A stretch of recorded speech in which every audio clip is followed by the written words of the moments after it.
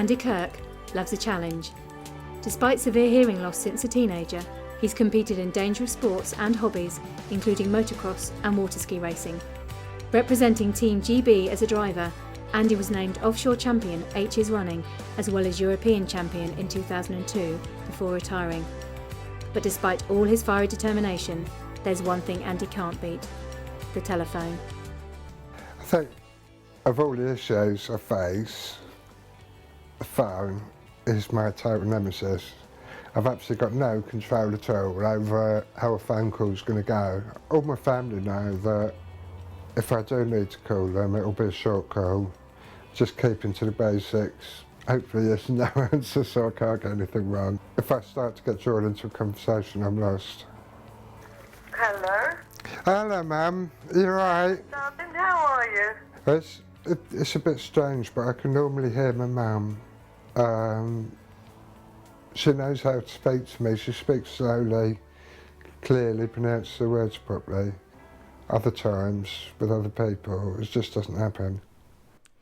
At Andy's mum's house, it's a chance for Mum Gail, stepdad Tony, brother Pete and his fiancée Kelly to talk to Andy about his hearing. It really started when you were about 7 or 8, and you had a lot of tonsillitis, and we took you to see the doctor, and you had to have your tonsils out, and then you got measles. How old was you when you first realised you'd got a hearing problem? I don't know, I think Mother would know, wouldn't she? it's probably 17, 18.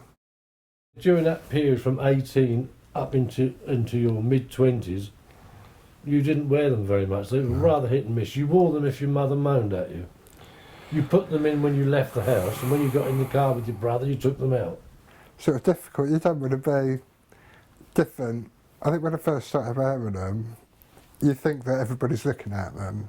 Well, you're a teenager, and you're very conscious of everything.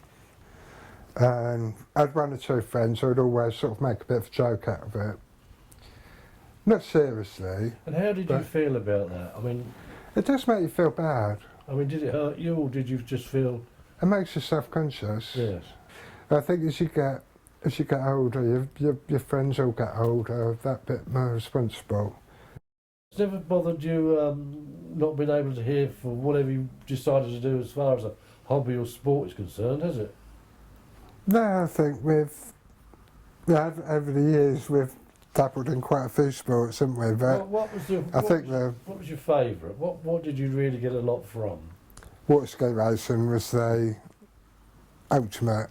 The most dangerous one of all. He'd be watching what the skier was doing, and if he'd see him going through a rough patch, he'd wave me down, tell me to slow down. It just made you really proud to represent the country.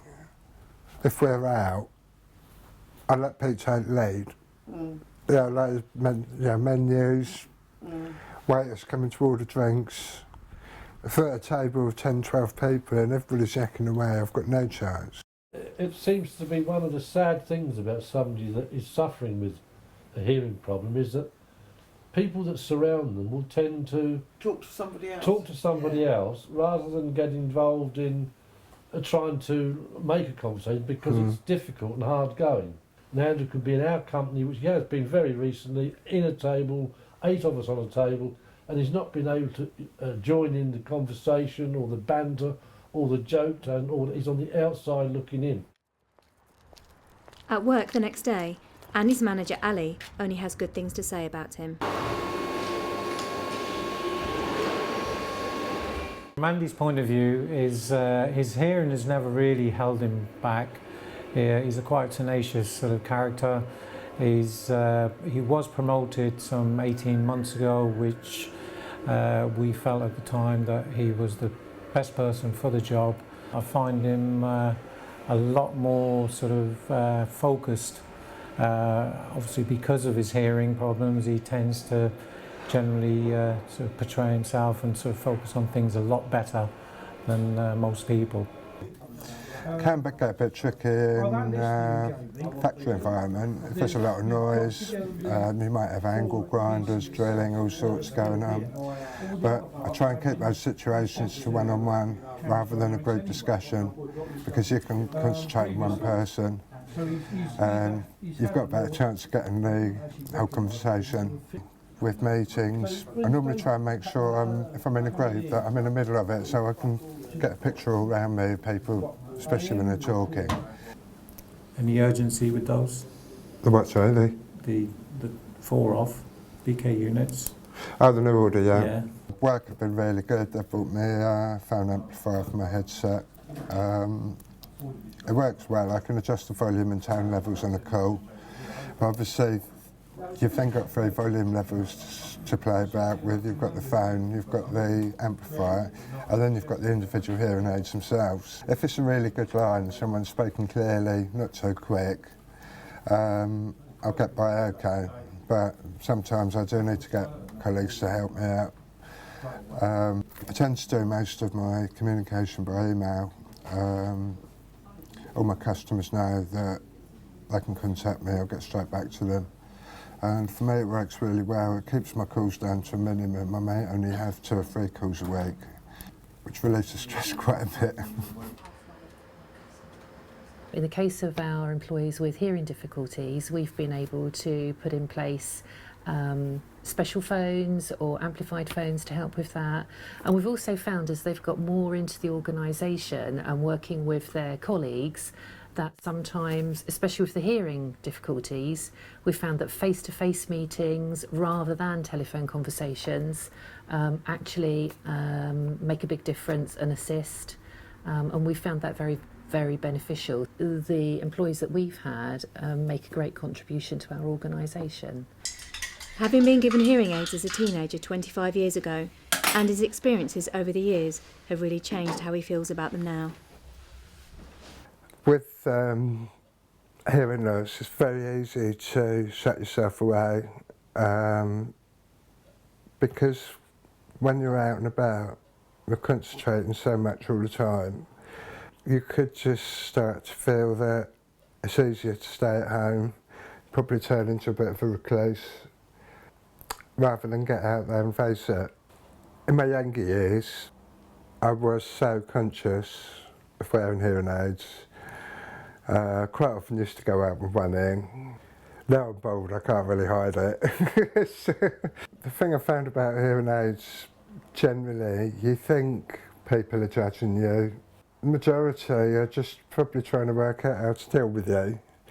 To be honest, I don't really see my hearing aids being any different to somebody wearing glasses.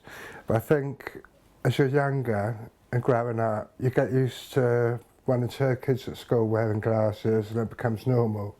But you're not really around people that wear hearing aids.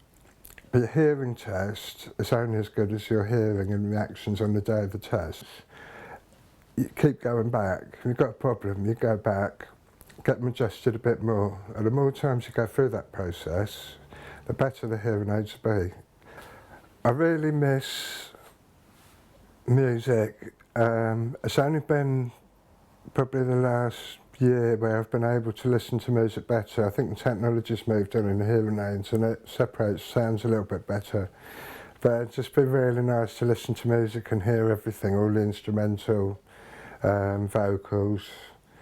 I used to love going to watch Formula 1, MotoGP, motorbike racing. Yeah, you can hear the noise, but you can't really pick up the tones of the engine. Every car, motorbike, the engine's got a slightly different tone to it, and you can't really separate those noises now. It's something you really miss. 15, right, go around there. Hello, folks. Mate, how's it going? Cheers, mate. 21? Because we flew out on my 21st birthday. When you're in a pub, the dynamics of it, if you've got 4 or 5 friends, you're all joined in a conversation, it gets very hard. I tend to watch people and their body languages, sometimes you can actually find yourself laughing because you've seen one of your friends laugh. You haven't heard what they've said, but you think it might be a good idea to laugh. Like all of us, Andy has moments when he feels more vulnerable than others, and for him, it's night time. The most vulnerable time for me is at night. Once I've taken my hearing aids out, I obviously can't hear anything. Security-wise, it's safe, but if a fire was to break out, not necessarily in this flat, but in one of the other surrounding flats, no one would ever be able to wake me up. But I've now got equipment that will do the job. If the entry phone downstairs is rung, or the smoke alarm goes off, the telephone rings, or the doorbell in the hallway,